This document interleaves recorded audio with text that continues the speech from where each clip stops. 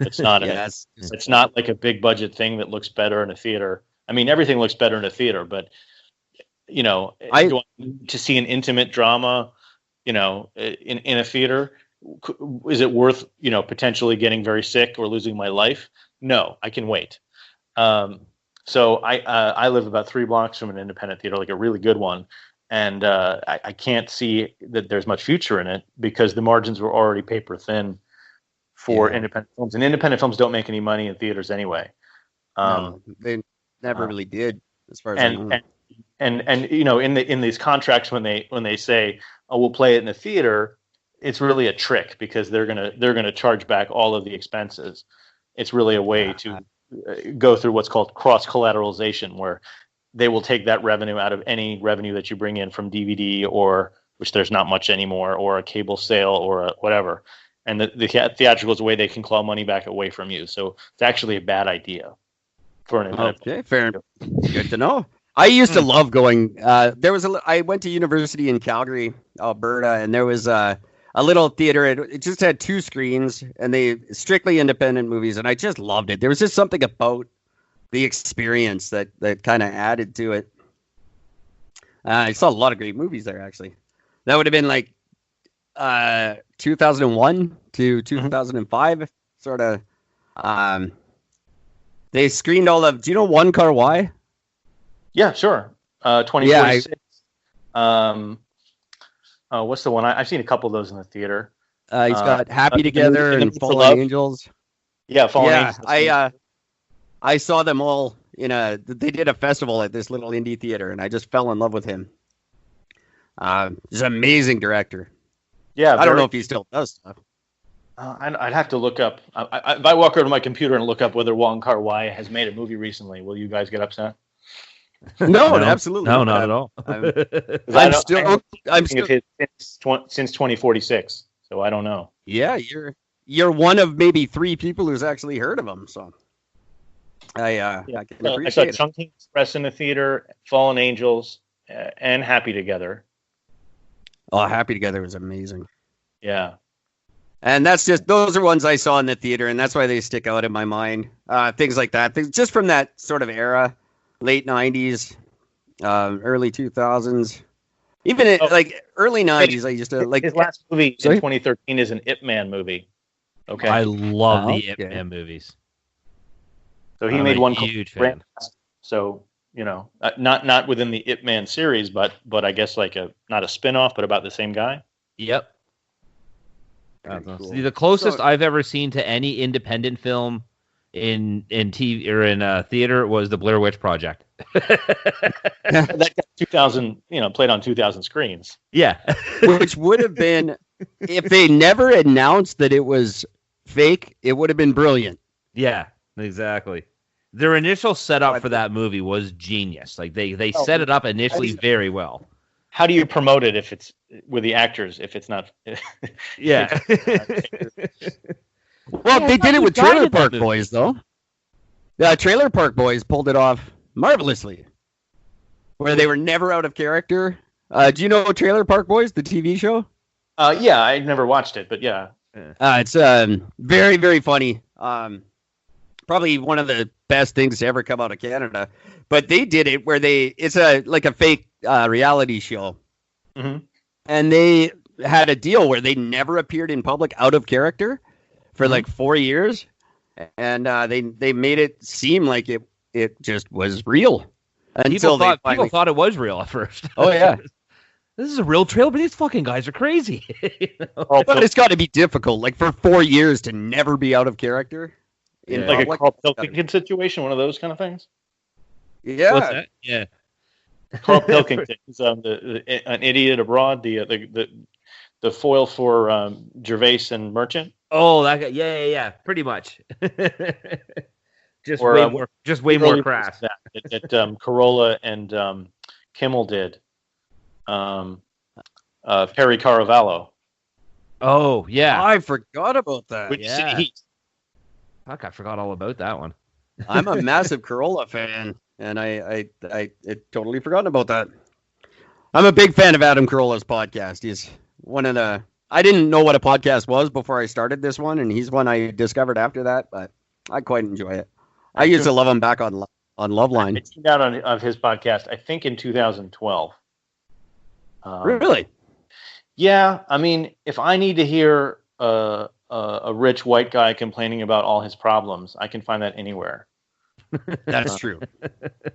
And if I want to hear him sound uneducated and repetitive while pretending to know everything, again, I can find that anywhere. I don't need You can find that right here on Eric and Gord. What if we're right? Right. Every night of the week.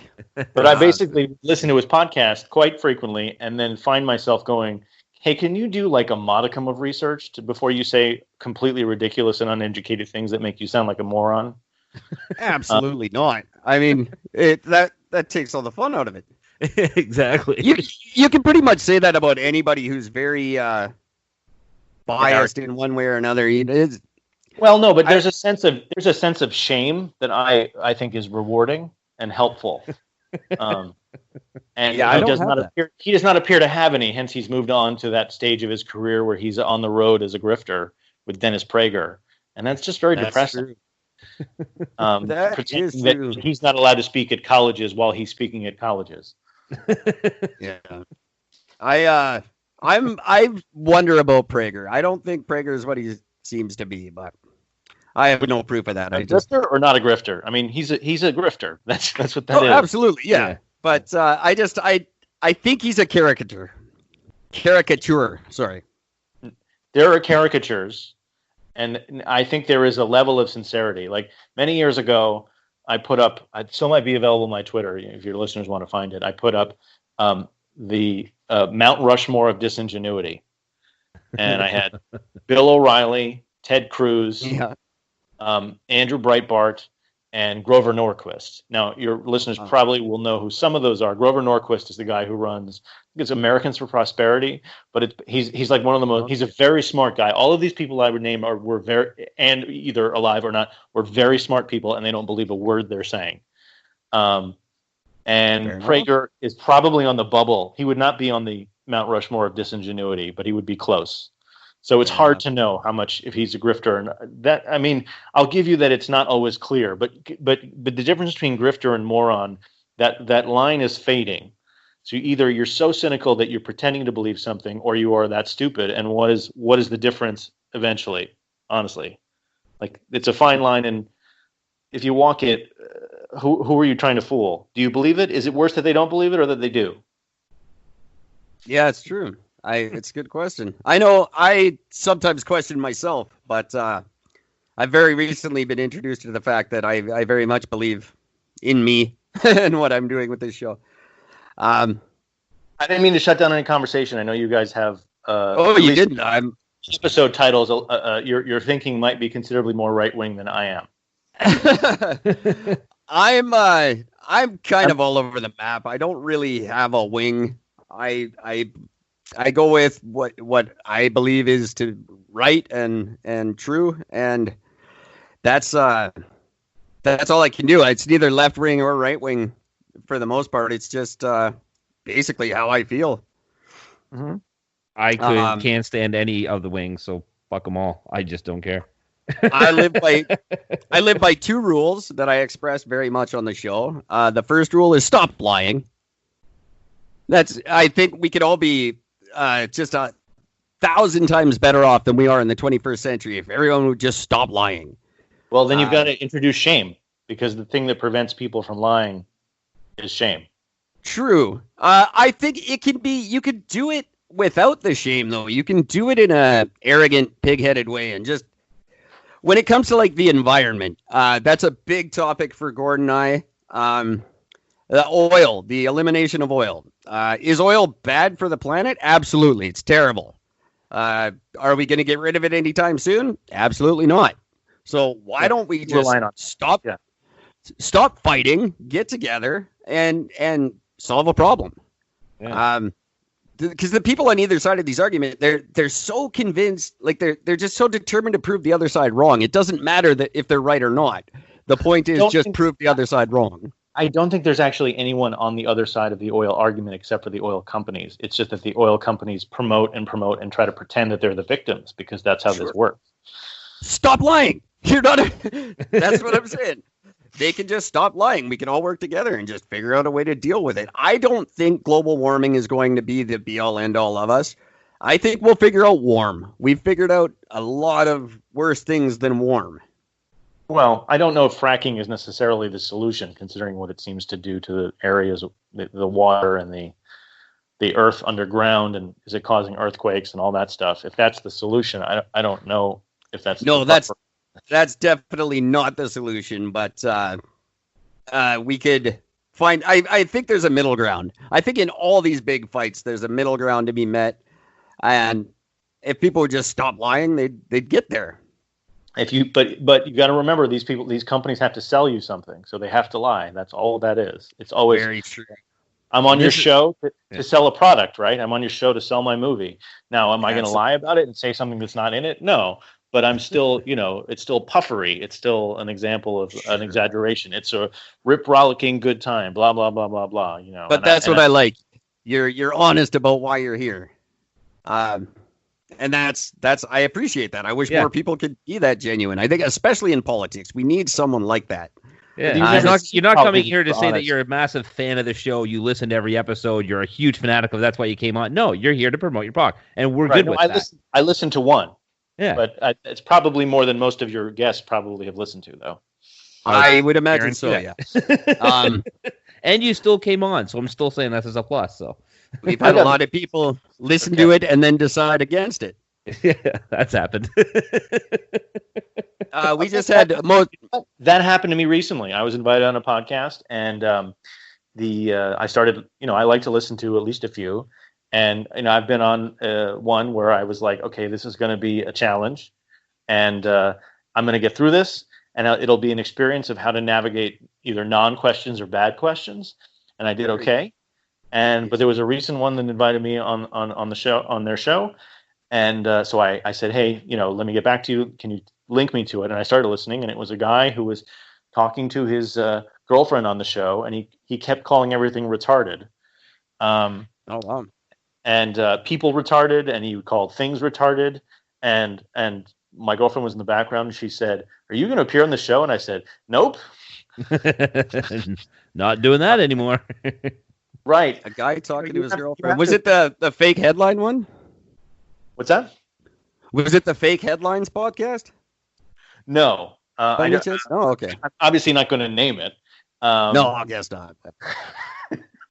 That happens to be a show where it's a husband and wife, and he's been known to use that word a lot too. Actually, so have I, so I can't really judge. Right, but this was about 7 times inside of maybe 2 minutes near the beginning, and he was using it to try to show off to his girlfriend, and it was very weird.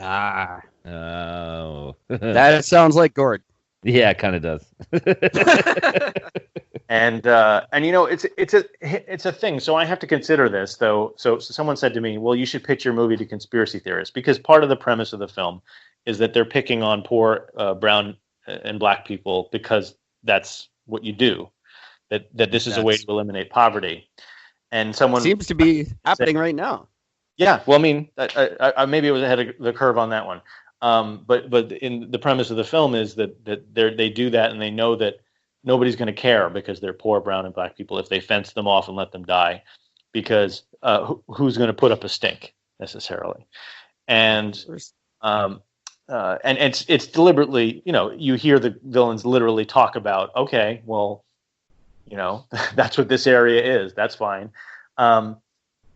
But someone said to me, well, you can try to promote this movie to conspiracy theorists. And I said, is that an audience I should want to reach? Because the characters in the film do talk about a conspiracy theory, because they get stranded in this basement and they get bored and they get frustrated and they're scared and they start talking about the predicament, and they just drift into conspiracy theories as you might do if you were tired and scared. And someone said, well, why not? And I said, how do you pitch to that audience, and is that healthy? Like, I don't want my movie to be taken the wrong way, but it's sort of out in the open. Like, you can't control what audiences take to it. So is it kind of I'm very excited to see it. I really, really am. Does it have kind of a Virginia Woolf feel to it? Is that the more Virginia Woolf stuff was there were some much longer scenes where there was a lot more yelling. So there's less yelling, but there's